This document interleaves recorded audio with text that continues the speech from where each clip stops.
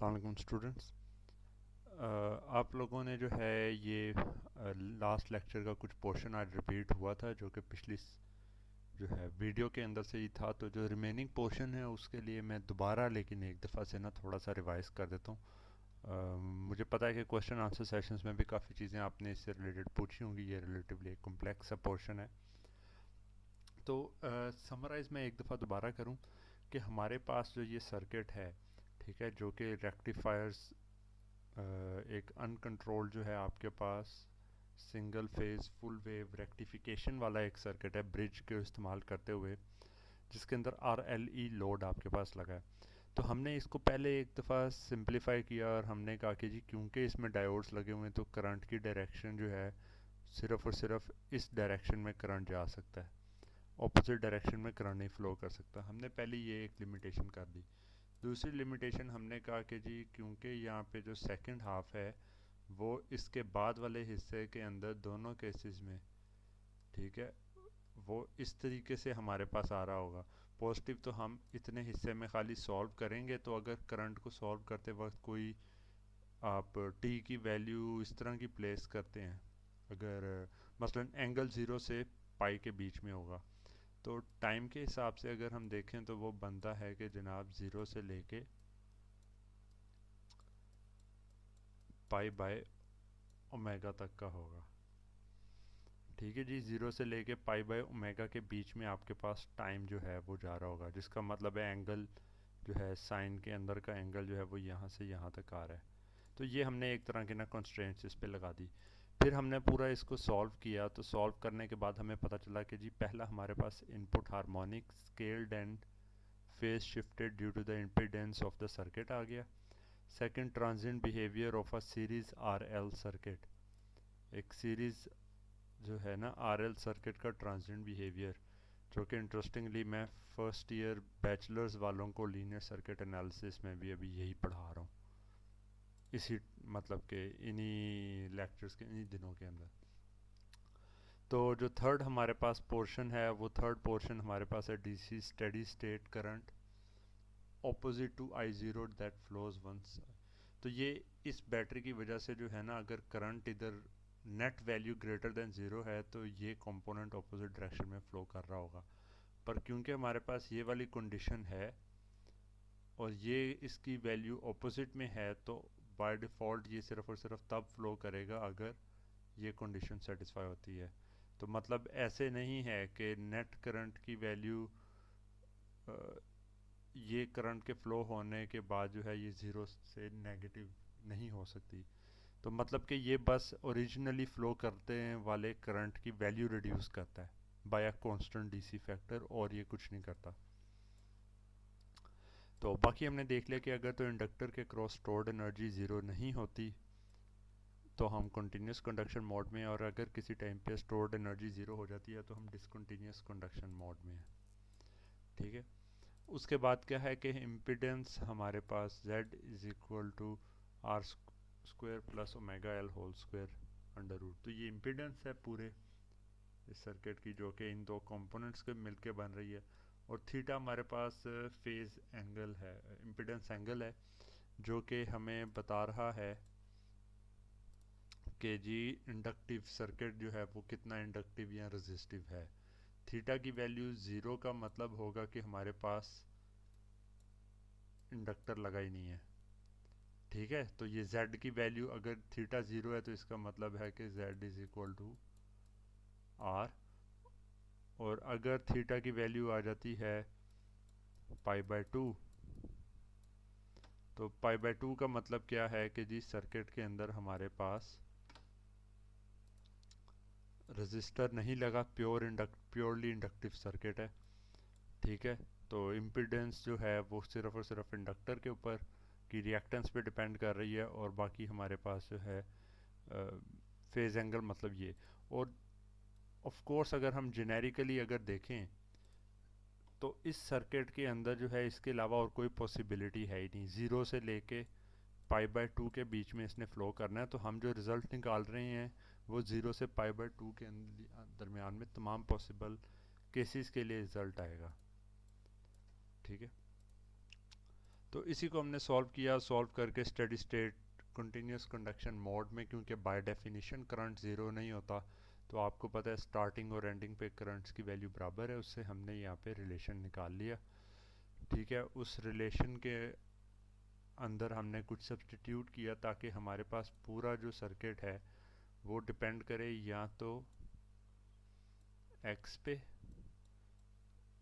या थीटा के ऊपर, और ओमेगा जो कि हमारे पास एक तरह का फ्रीक्वेंसी है, तो इन तीन पैरामीटर्स पे डिपेंड करे। जहाँ पे थीटा तो फेज एंगल था, एक्स क्या है? एक्स हमारे पास फैक्टर है कि जो हमारे पास इधर ई एक बैटरी लगी है वो कितनी है, back EMF to voltage peak ratio आप इसको कह सकते हैं, बाकी कंपोनेंट्स।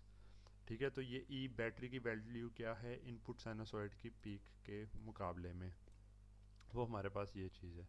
तो ये इन पैरामीटर्स के साथ हमने जब सॉल्व करना शुरू किया तो हमारे पास एंड पे एक ये वाला रिलेशन आ गया। ठीक है, और इधर सॉल्व करते वक्त जो एक और इम्पोर्टेंट एस्पेक्ट था वो ये हमारे पास ये था कि I zero for omega T is greater than zero. Continuous conduction mode है तो हमेशा करंट ज़ीरो से ज़्यादा होगा, किसी पॉइंट पे ज़ीरो को नहीं पहुंचेगा, जिसका मतलब आगे है कि जो मिनिमम वैल्यू है किसी भी वेव फॉर्म की, ठीक है, लेट्स से ऐसे करके कोई एक फंक्शन जा रहा है, उसकी अगर मिनिमम वैल्यू ज़ीरो से ज़्यादा है, ठीक है, एक पॉइंट के ऊपर जो वैल्यू है, अगर वो ज़ीरो से ज़्यादा है तो हम कह सकते हैं कि वो फंक्शन हमेशा ज़ीरो से ज़्यादा है। तो ये एक इतने बड़े को हमने खाली एक 2 पॉइंट वैल्यू पे कर दिया कि ये एक पॉइंट की वैल्यू है, ये ज़ीरो है और ये इस पॉइंट पे है, अगर इनका डिफरेंस ग्रेटर देन ज़ीरो है तो हम कह सकते हैं कि सीसीएम में है।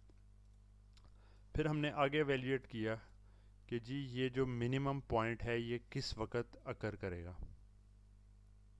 जो कि मेरे ख्याल में इसमें सबसे मुश्किल एक कॉन्सेप्ट यही है, ये चीज़ आइडेंटिफाई करना कि हमारे पास जो है करंट की वैल्यू जो है वो मिनिमम जो है वो पॉसिबल जो है वो अल्फ़ा एक एंगल के ऊपर है। लेट्स से करंट की वैल्यू मिनिमम आपके पास जो है वो इसको ज़ीरो के ऊपर टच कर रहा है। ठीक है, बल्कि ज़ीरो को भी छोड़ें, आप जो मिनिमम पॉसिबल वैल्यू है वो आप कहते हैं कि हमारे पास जो है उस वक़्त होगी। टोटल अगर देखें तो यहाँ पे हमारे पास रिलेशन आता है V output of T is equal to V R plus L D I over D T plus E. ठीक है, तो और जो इसका रिलेशन था वो था ये V M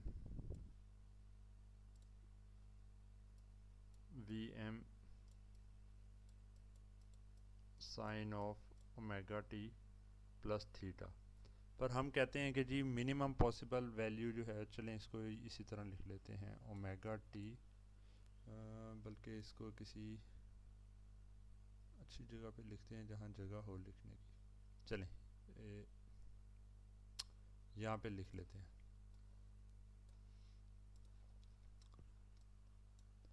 we M sine of omega T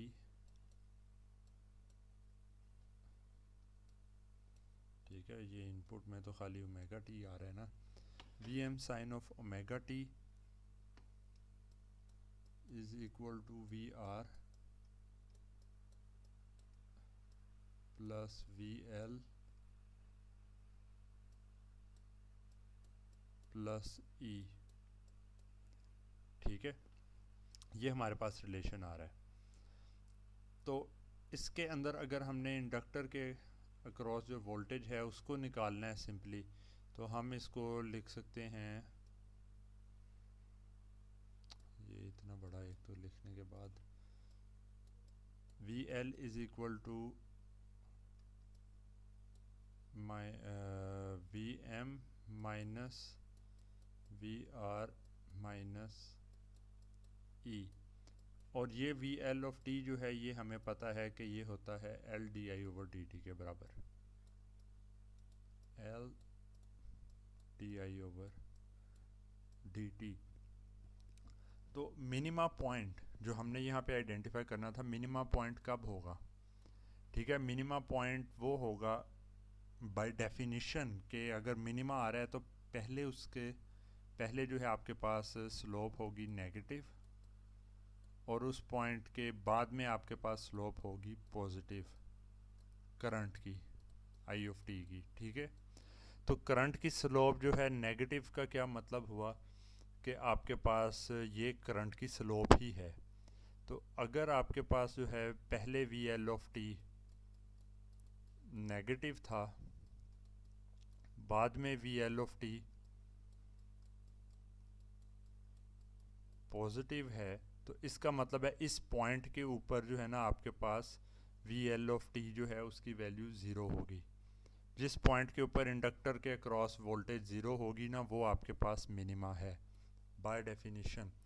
ठीक है, कि मिनिमा जो है वो आपके पास तब ही पॉइंट आएगा। तो जी मिनिमा के ऊपर हम आए तो ये आ गया। अब मिनिमा के लिए इस चीज़ के ऊपर हम पहुंच गए हैं। तो बाकी है कि अगर आपने डीसीएम के मोड तक पहुंचना था या पहुंचे हुए थे, तो उस केस के अंदर आपके पास करंट की वैल्यू भी आई आर होता है। तो एक तो स्लोप ज़ीरो होगी और एक्सट्रीम केस के अंदर वैल्यू इटसेल्फ भी ज़ीरो पे होगी। तो अगर आप उस मिनिमम पॉसिबल पॉइंट पे देखते हैं तो आपके पास करंट अगर ज़ीरो होगा, एक तो चीज़ होगी ना कि D I over D T आपके पास ज़ीरो है, और आई ऑफ टी इटसेल्फ भी आपके पास zero in the extreme case. तो अगर आई ऑफ टी इटसेल्फ आपके पास ज़ीरो है तो वी आर आपके पास ज़ीरो होगा। ठीक है, और उस एंगल को हम कह देते हैं अल्फ़ा एंगल। ये अल्फ़ा एंगल है जिसके ऊपर ये वाला काम हो रहा है। तो अल्फ़ा एंगल की वैल्यू क्या आएगी हमारे पास? ये ई अगली तरफ चला गया तो ये हमारे पास आ जाता है E over V M is equal to sine of alpha. और ये ई ओवर वी एम क्या था? ये हमारे पास रेशो थी कि बैटरी कितनी है as compare to the peak of the input sinusoidal. तो इसका मतलब है कि ऑफ कोर्स आपके पास जो है ना कि ये बैटरी का लेवल है और ये साइनोसॉइड चल रही है। ठीक है, तो एक दफ़ा जब आपने ये वो पॉइंट है, लेट्स से कि पहले आपके पास साइनोसॉइड अगर ई से कम है और बाद में साइनोसॉइड आपके पास ई से ज़्यादा है, तो जिस पॉइंट के ऊपर ये दोनों आपस में बराबर होंगे वही पॉइंट अल्फ़ा आपके पास मिनिमम का होगा, क्योंकि ये रिमाइंडर इंडक्टर के अक्रॉस वोल्टेज है। तो पहले इंडक्टर के अक्रॉस वोल्टेज नेगेटिव है, बाद में इंडक्टर के अक्रॉस वोल्टेज पॉजिटिव है। जिस केस में ये दोनों टर्म्स बराबर होंगे, इंडक्टर के अक्रॉस वोल्टेज ज़ीरो है। इन केस के जो है आप मिनिमम जो है ये इसको टच भी कर रहा है। तो इस वजह से आपके पास ये अल्फ़ा एंगल के ऊपर मिनिमा आएगा। इन सब चीज़ों को हमने यहाँ पे फिर प्लेस किया, और इसकी टर्म्स में जो है ना ये सारे एंगल, ये हमने अल्फ़ा की वैल्यू प्लेस करके जहाँ जहाँ अल्फ़ा था साइन इनवर्स एक्स करते गए, तो ये हमारे पास रिलेशन आ गया। फिर इस रिलेशन को हमने जो है ना प्लॉट किया for all possible values of x and theta. अब थीटा क्या था? ये है आपके पास इम्पिडेंस एंगल। थीटा किस रेंज में होता है? थीटा आपके पास होगा 0 से लेके π/2 तक। ये याद रखें, ये थीटा ओमेगा टी नहीं है, ये थीटा आपके पास इम्पिडेंस एंगल है। ठीक है, इधर के डिफाइंड भी पहले था। तो इम्पिडेंस एंगल आपके पास जो है 0 से π/2 के बीच में। दूसरी चीज़ आ जाती है एक्स, जो कि है ई ओवर वी एम। अब ये बैटरी की जो ये रेशो है ये किस रेंज में हो सकती है? अब आपके पास अगर हो सकता है कि जी बैटरी जो लगी हुई है उसकी वैल्यू ज़ीरो हो, ठीक है, और एक्सट्रीम केस में जो है वी एम के बराबर हो। अगर ई की वैल्यू वी एम से ज़्यादा है या एक्स इज़ ग्रेटर देन 1, तो आपको पता है कि जी कभी भी डायोड्स कंडक्ट नहीं करेंगे। ऐसे ही है ना। अब ये देख लें, अगर ये जो वैल्यू है, ये पीक आपके पास साइनोसॉइड आ रही है जनाब 100 वोल्ट्स पे और ये ई की वैल्यू है 110 वोल्ट, क्या ये कहीं पे कंडक्ट करेगा, कोई करंट फ्लो करेगा इसमें से? बिल्कुल नहीं फ्लो करेगा। तो ठीक है, हमारे पास जो प्रैक्टिकली फिजिबल एक रेंज है जिसके अंदर हमने ये सारा यूज़ करना है, वो रेंज हमारे पास है एक्स की वैल्यू फ्रॉम 0 टू 1, जहाँ पे ये दोनों पैरामीटर्स इंडिपेंडेंटली मूव कर सकते हैं।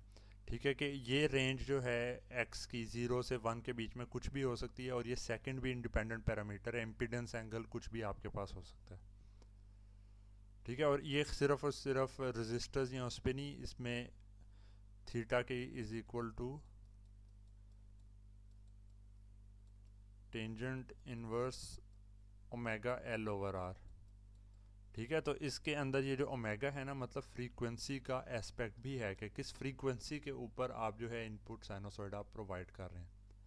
तो इन तमाम चीज़ों को जब हम यहाँ पे प्लॉट करते हैं एक दफ़ा, तो प्लॉट करने के बाद हमें क्या पता चलता है कि जी ये वो तमाम एरियाज़ हैं जिसके ऊपर, ब्लू वाले, जिसके ऊपर ये पूरा रिलेशन, जिन एक्स और थीटा की वैल्यूज़ के ऊपर ये पूरा रिलेशन जो है ग्रेटर देन ज़ीरो होता है। किन वैल्यूज़ पे होता है? ए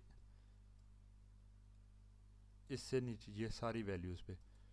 अगर आपके पास एक्स और थीटा का कॉम्बिनेशन इस रेंज के अंदर, इस चार्ट के इस हिस्से के ऊपर लाई करता है, याद रखें थीटा 0 से π/2 है और एक्स 0 से 1 तक जा रहा है, तो इसके बीच में अगर लाई करता है ना इस रेंज के अंदर, तो आपके पास ये रिलेशन ग्रेटर देन ज़ीरो है। और क्योंकि हमने साबित किया था कि अगर ये रिलेशन ग्रेटर देन ज़ीरो है तो आप जो है कंटिन्यूस कंडक्शन मोड के अंदर है। ठीक है, तो इसके बाद हमारे पास ये एक वैल्यू आ गई। तो यहाँ पे जो है हमारे पास, क्योंकि ये अच्छा खासा सीसीएम के अंदर है, जिसका मतलब है कि करंट ज़ीरो से बहुत ही ऊपर होगा।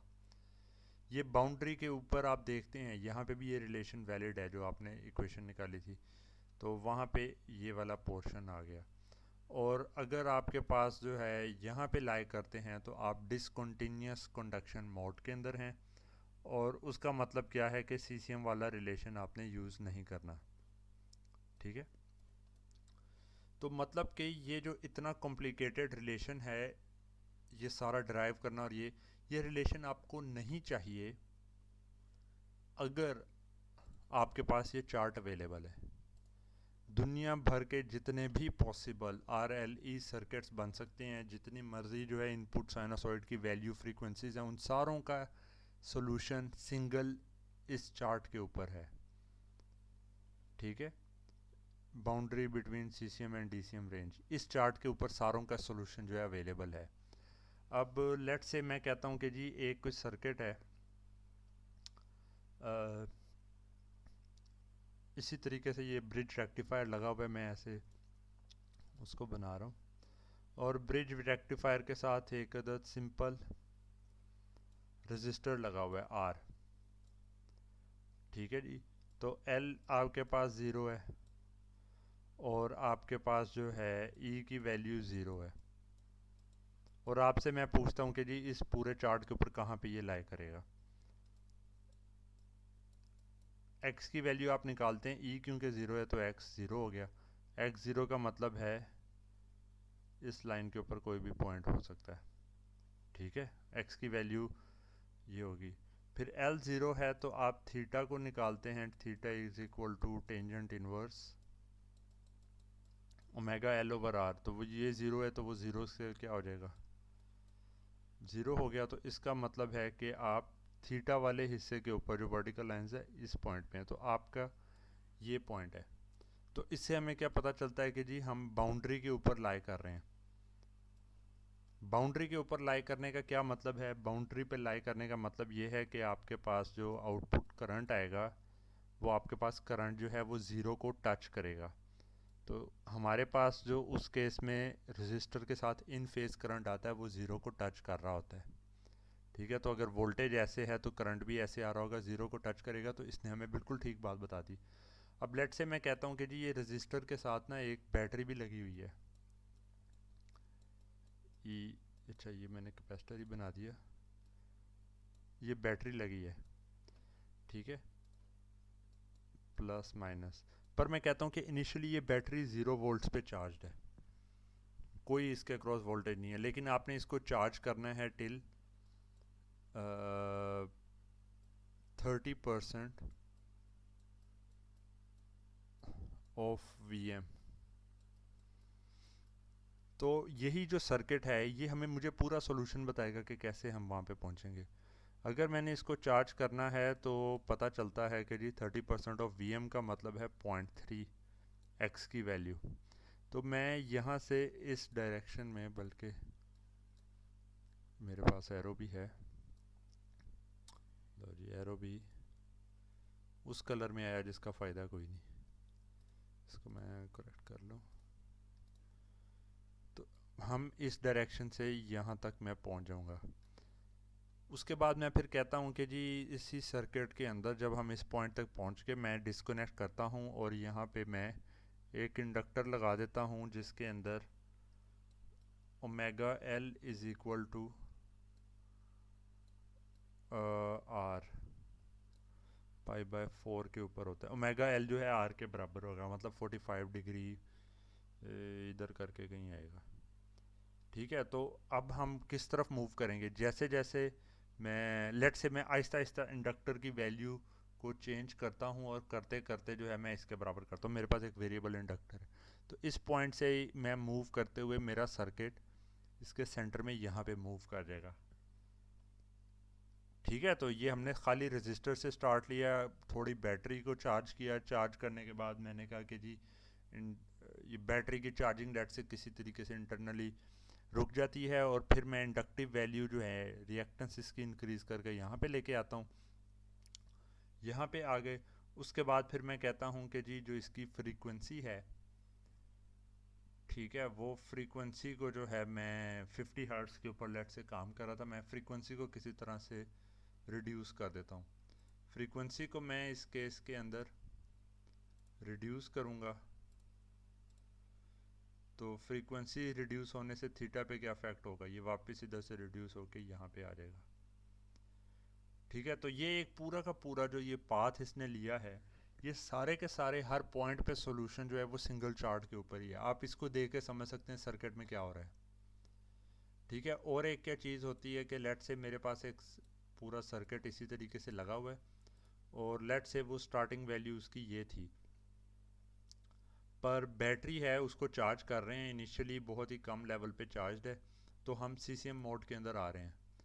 पर चार्ज करते करते जैसे उसकी वैल्यू बढ़ती जाती है, तो बढ़ते बढ़ते वो DCM के करीब आती जाएगी, और एक वक्त आएगा कि DCM के अंदर पहुंच जाएगी, ठीक है। साथ इसी तरीके से फ्रीक्वेंसी की चेंजेस इस डायरेक्शन में मूव करेंगी, दोनों चीज़ें इकट्ठे चेंज हो रही हैं तो इस तरफ को भी मूव कर सकते हैं। तो तमाम पॉसिबल सोल्यूशन जो हैं वो यहाँ पे आपके पास इसमें लाई कर रहे हैं।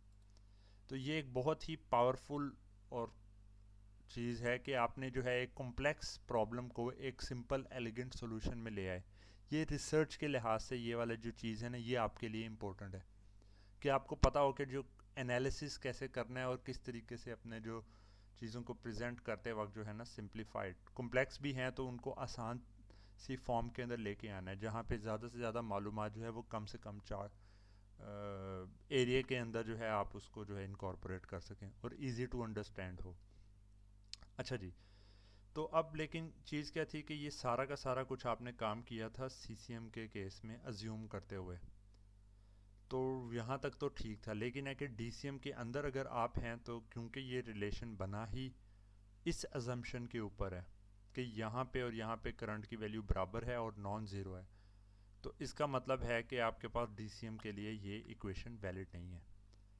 तो बजाय इसके कि पूरा सर्किट सॉल्व करें और उस तरीके से आप निकालें, आप इनिशियली सर्किट के पैरामीटर्स देख के इस चार्ट की मदद से फ़ौरन एवेल्यूएट कर सकते हैं कि आप CCM में हैं कि DCM में हैं, और एवेल्यूएट करने के बाद आप जो है फिर आगे चूज़ करें कि कौन से रिलेशन के थ्रू आपने ऑपरेट करना है।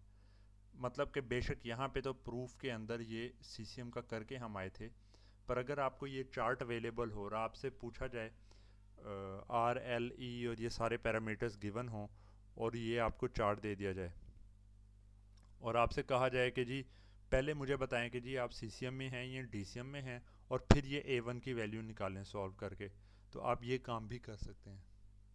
ठीक है, मतलब इक्वेशन पता नहीं है आपको, लेकिन ये चार्ट गिवन है, तो आप डायरेक्ट सॉल्यूशन का जो है मतलब एस्टिमेट कर सकते हैं कि आपका सॉल्यूशन किस तरह का होगा। अगर डीसीएम के अंदर जब आप फिर मूव करते हैं, तो डीसीएम के केस के अंदर हमें अब पता है कि जी करंट डेफिनेटली ज़ीरो हो चुका है। ठीक है, तो ये ज़ीरो से पाई तक के साइकिल के अंदर जो है ना, आपके पास जो करंट है वो पहले ज़ीरो हो गया था। और करंट अगर ज़ीरो हो गया था, तो एक दफ़ा करंट ज़ीरो हो जाए तो अगले साइकिल में ऑफ कोर्स अगर करंट ज़ीरो है, तो जैसे मैंने पहले बताया था कि जी ये साइनोसॉइड का आ रहा है, और ये आपके पास लेट से ई है। साइनोसॉइड तो नेगेटिव हो नहीं रहा था, ये मैंने एग्जांपल में, ठीक है, ये ई की वैल्यू है। तो एक दफ़ा जब आपके पास करंट किसी भी पॉइंट पे किसी भी वजह से ज़ीरो हो गया, तो जब तक अगले साइकिल में आप जो है आपके पास वी एम जो है वो ई से बड़ी वैल्यू नहीं होती, V M sine of omega T E से बड़ा नहीं होगा, तब तक दोबारा साइकिल में स्टार्ट नहीं होना, और वो एंगल हमारे पास अल्फ़ा होता है। तो हमारे पास जो है अल्फ़ा से कंडक्शन स्टार्ट होगी, उससे पहले करंट ज़ीरो है। ज़ीरो है जब तक के इंडक्टर के cross voltage V L of T is greater than zero, जब तक ये ज़ीरो से ज़्यादा जो है वैल्यू उसके क्रॉस नहीं एक तरीके से जो है ना आना शुरू होती, तो उस वक़्त तक जो है आपके पास जो है वो करंट ज़ीरो रहेगा। जैसे ही ये वैल्यू बढ़ती है, तो ये आहिस्ता आहिस्ता कंडक्शन स्टार्ट हो जाएगी, करंट बढ़ने लग जाएगा, और फिर कुछ देर के बाद जाके साइकिल के अंदर दोबारा करंट ज़ीरो हो जाएगा। तो इस केस में हमारे पास जो है करंट की वैल्यू यहाँ पे इन दोनों पॉइंट्स पे बराबर है, और वो ज़ीरो के बराबर है। पर हम सॉल्व करने के लिए इसको अल्फ़ा के ऊपर ले लेंगे कि जी अल्फ़ा पे करंट ज़ीरो है, अल्फ़ा पॉइंट पे। तो अल्फ़ा पॉइंट पे जब करंट ज़ीरो है, ये पूरा आपके पास जेनेरिक रिलेशन था जहाँ पे ए वन को एवेल्यूएट करना है। आप ऐसे करते हैं कि ओमेगा टी की जगह अल्फ़ा प्लेस कर देते हैं। अल्फ़ा प्लेस कर दिया, इक्वल टू ज़ीरो है, इधर से ए वन की वैल्यू निकाल ली, और वो निकाल के आप ये ए वन की वैल्यू इधर इंसर्ट कर देते हैं। तो आपके पास ये टोटल रिलेशन आ गया। कॉम्प्लेक्स है, पर वैलिड किस्म का जो है ये रिलेशन आ गया।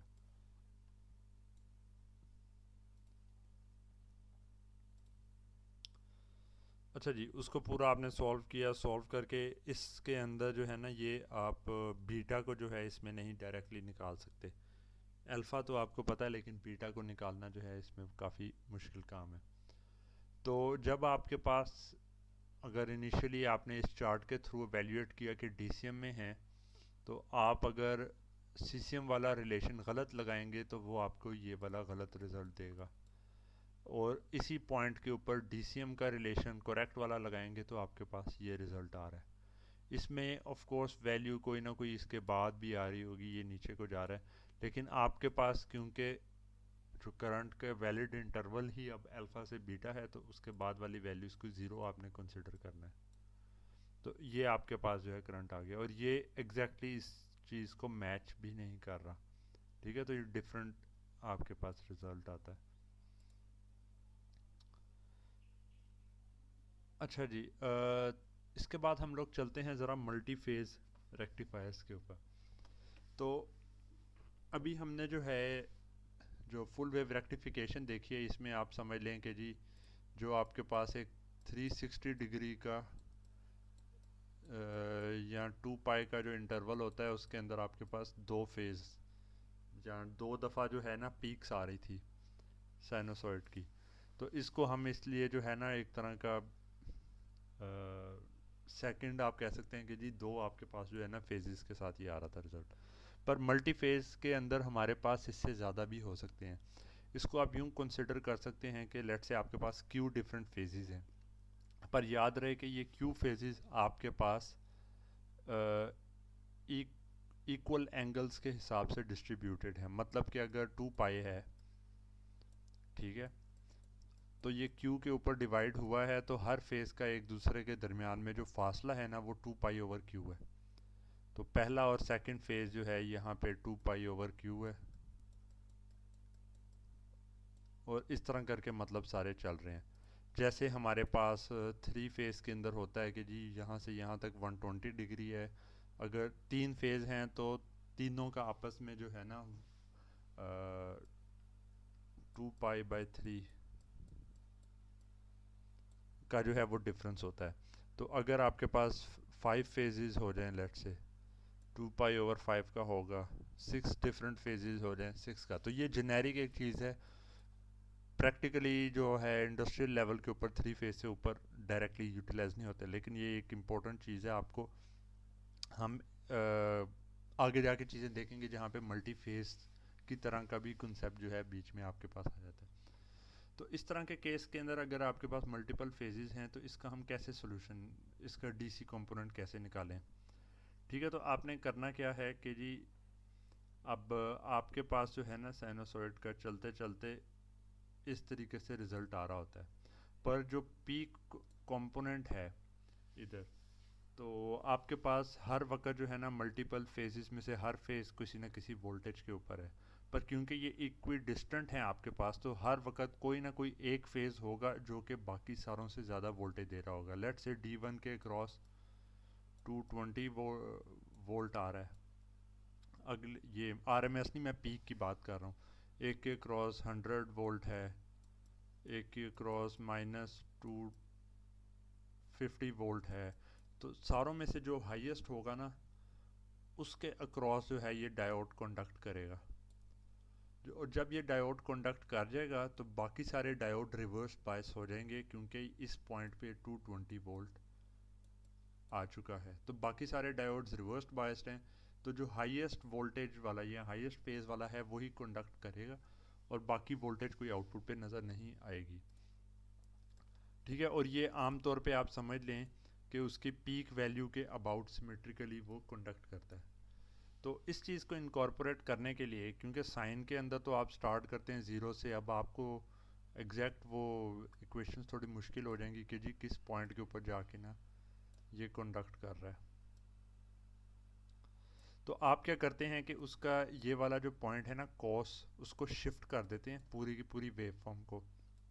लेट्स से ये वाली वेव फॉर्म है ज़ीरो से, तो आप उसको शिफ्ट इस तरीके से कर लेते हैं एक्स एक्सिस को कि आप ना कोस, वही साइन वेव जो है कोसाइन वेव आपको नज़र आती है। ठीक है, कि अगर हम यहाँ से स्टार्ट कर रहे हैं ज़ीरो से तो ये साइन है, लेकिन अगर हम π/2 शिफ्ट कर दें तो ये हमें, इसको हम कह दें ज़ीरो है तो ये कोसाइन के तौर पे नज़र आ रहा होगा। ठीक है, इसको मैं ऐसे बना दूँ।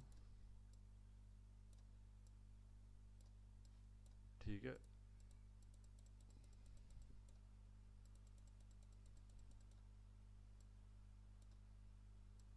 और इस तरह करके चल रहा है। और टोटल क्योंकि एक फेज़ की कंडक्शन 2π/Q थी, तो ये हिस्सा आपके पास हो जाएगा π/Q, और ये वाला हिस्सा हो जाएगा ये भी π/Q। और ये जो पीक के ऊपर एग्जैक्ट वोल्टेज है ये आपके पास हो जाएगी Vm, और ये एंगल्स के हिसाब से आपने चीज़ें सारी निकाल ली। तो इस चीज़ के अंदर जब आपने एक दफ़ा जिसका डीसी कंपोनेंट निकालना है तो आपको ये टोटल एरिया वैल्यूएट करना है। पर क्योंकि कोसाइन जो है वो सेंटर के अबाउट सिमेट्रिक है, तो आप ऐसे कर सकते हैं कि ये हाफ पोर्शन का एरिया निकालें।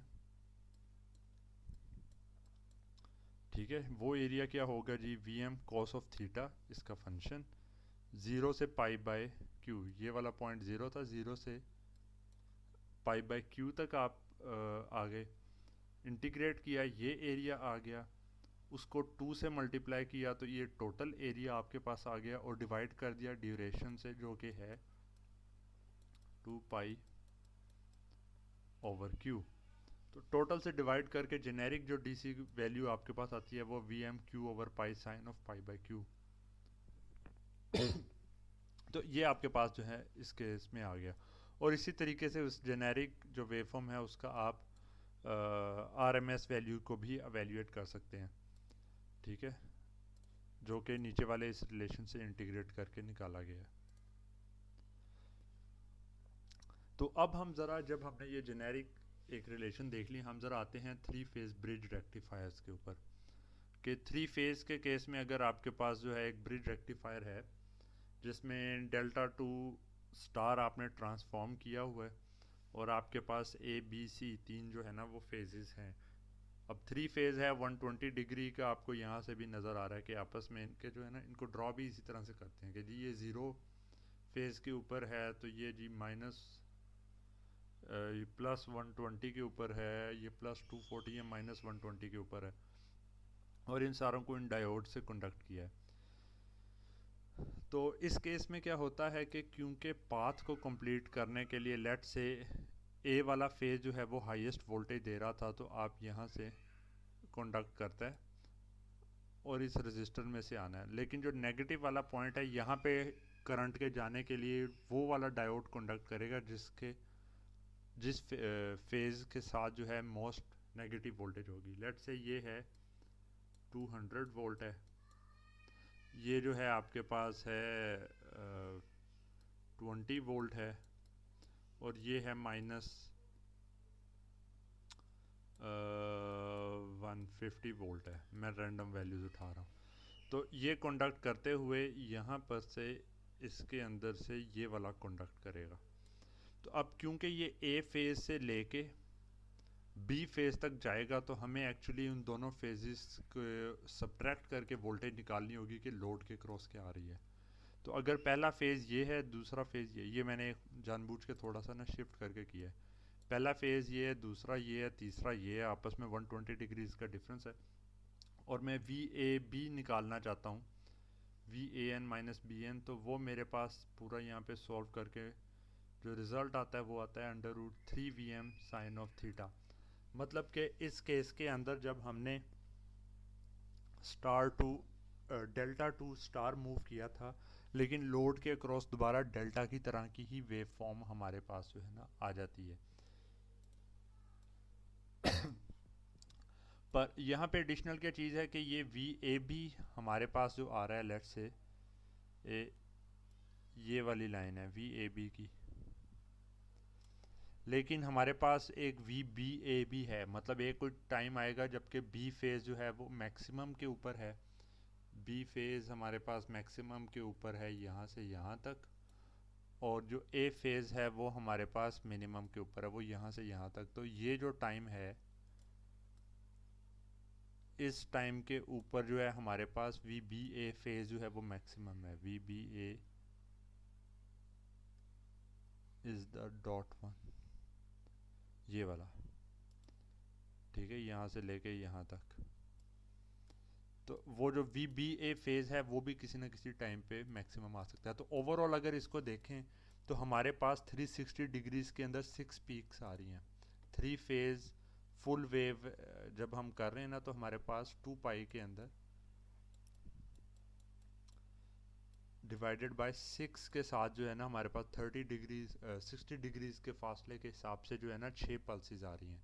तो हमने बेसिकली थ्री फेस को इस्तेमाल करते हुए फुल वेव रेक्टिफिकेशन से हमारे पास नंबर ऑफ जो पीक्स हैं वो हमारे पास डबल हो गई। तो जब हम इस तरह के एक सर्किट को सॉल्व करेंगे, यहाँ पे √3 उसी हिसाब से लिखा हुआ है कि जी हमारे पास पीक वैल्यू ज़्यादा थी स्टार टू डेल्टा करने, डेल्टा टू स्टार करने की वजह से, लेकिन तो उसके हिसाब से ए बी किसी भी एक फेज़ को हम लेंगे, सॉल्व करेंगे 0 से π/6 तक क्योंकि 6 थे, और ओवरऑल सॉल्व करेंगे तो डीसी वैल्यू हमारे पास ये आ गई। यहीं पे आरएमएस वैल्यू एवेल्यूएट करेंगे तो ये फ़र्क आप देख लें कि तकरीबन टोटल इफेक्टिव जो वोल्टेज है और डीसी वोल्टेज बहुत ही एक दूसरे के करीब हैं। तो इन दोनों को इस्तेमाल करते हुए पावर निकालेंगे, रेजिस्टिव लोड था, डीसी पावर आई, एसी पावर आई, और जब हम यहाँ पे एफिशिएंसी को एवेल्यूएट करते हैं तो हमारे पास आउटपुट जो कि ये है के अंदर जो है 99.8% जो है डीसी वोल्टेज है, ठीक है। तो 99.8% डीसी वोल्टेज होने का मतलब ये है कि हमारे पास अफेक्टिवली जो है सिर्फ और सिर्फ डीसी वोल्टेज ही अवेलेबल है। तो इसका मतलब क्या हुआ कि अगर आप चाह रहे हैं कि जी आपने कोई एक ऐसी मशीनरी या हैवी मशीनरी कोई ऑपरेट करानी है जो कि डीसी के करीब या डीसी वोल्टेज पे चलती है, आप क्या कर सकते हैं, आप बेसिकली 3 फेज़ लें, 3 फेज़ को लेके फुल वेव रेक्टिफिकेशन करें और फुल वेव रेक्टिफिकेशन के बाद वो वोल्टेज जो है डायरेक्टली दे दें। तो 99.8% जो है ना आपके पास डीसी पावर ही उसको मिल रही होगी, जिसका मतलब है कि एक अच्छी क्वालिटी का जो है वो सिग्नल वहाँ पे आपके पास आ गया। तो यही वजह है कि इंडस्ट्रीज़ और बाकी तमाम जगहों के ऊपर जनरली 3 फेज़ को ही प्रेफर किया जाता है। एक तो पावर बहुत ज़्यादा आप डिलीवर कर सकते हैं और ऊपर से कहीं पे अगर मशीनरी दूसरी है तो, या मशीनरीज के अंदर इटसेल्फ आपको नहीं पता, आप बाहर तो 3 फेज़ के कनेक्शन कर रहे हैं, इंटरनली इस तरह का काम भी हो रहा होता है। तो ये काफ़ी बड़ा जो है एडवांटेज है। तो जिस तरीके से हमने जो है 2 फेज़ के केस में देखा था, 3 फेज़ के केस में भी RLE लोड को आप इस्तेमाल कर सकते हैं। तो और सारा सब कुछ जो है यहाँ पे उसी तरीके से रहेगा। जो फ़र्क है वो सिर्फ और सिर्फ ये पड़ेगा कि आपके पास अगर साइन लिखा है तो जिस रेंज में आपने इसको यूज़ करना है वो रेंज आपके पास π/3 से 2π/3 के बीच में रेंज रहेगी। ठीक है, क्योंकि इस रेंज के अंदर आपके पास ये जो VAB है ये पीक मैक्सिमम पे रहेगा। ठीक है, तो ये 60 डिग्रीज ये वाले हैं। बाकी उसी तरीके से रिलेशन आएगा,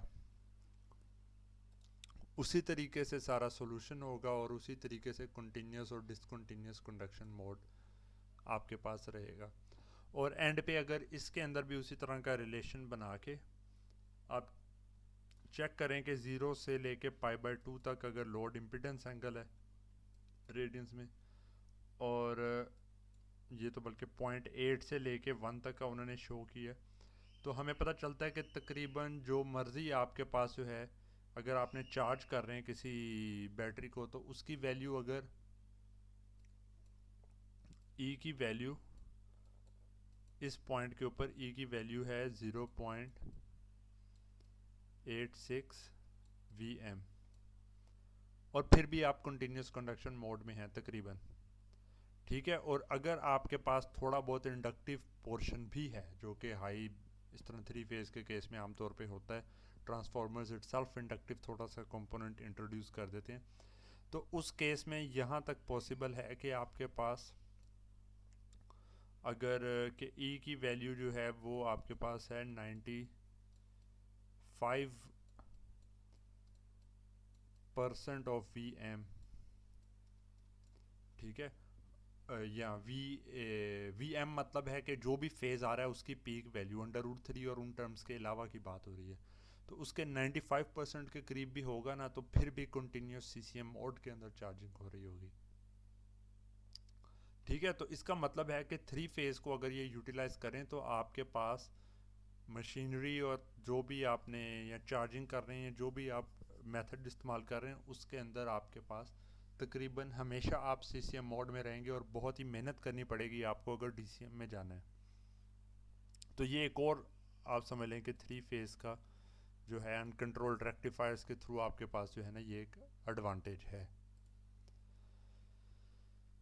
तो जो लास्ट पोर्शन में यहाँ पे जो एक्सप्लेन करूँगा वो हमारे पास है कि अगर आपने जो है चाह रहे हैं कि जो लोड आपके पास लगा है यहाँ पे और करंट को फर्दर स्टेबलाइज करना चाह रहे हैं, तो एक तो हमने वैसे ही देख लिया कि लेट से यहाँ पे इधर इंडक्टर नहीं लगा हुआ, आपने करंट को स्टेबलाइज करना है कि DCM में ना जाए, तो आपने जो है इंडक्टर लगाया और आप इस पॉइंट से इधर को मूव कर गए, तो अब आपके पास स्टेबिलिटी करंट की ज़्यादा आ गई। तो आप अगर जो है आर्टिफिशियली भी अगर लोड को करना चाहते हैं तो बीच में पाथ के जो है इंडक्टर इंट्रोड्यूस करा दें। करंट को वोल्टेज को स्टेबलाइज करना चाहते हैं तो capacitor parallel with the load आप इंट्रोड्यूस करते हैं, और अगर जो है दोनों को स्टेबलाइज करना चाहते हैं तो इंडक्टर और कैपेसिटर जो है वो आप लोड के साथ लगा देंगे, और यहाँ पे आपके पास लेट से अनकंट्रोल्ड रेक्टिफायर बैक साइड के ऊपर कनेक्टेड है। तो इससे आपके पास जो है ना DC फिल्टर्स ये के तौर पे एक्ट करेंगे और आपके पास आउटपुट के अंदर DC कंपोनेंट ज़्यादा हो जाएगा एज़ कम्पेयर टू AC। ठीक है, तो आज के लेक्चर के अंदर यहाँ तक ही हम रहेंगे, जहाँ पे मैंने पिछले पोर्शन को ही और अच्छी तरह एक्सप्लेन करने की कोशिश की है। तो जो आपके कोई क्वेश्चंस हैं वो आप पूछ सकते हैं।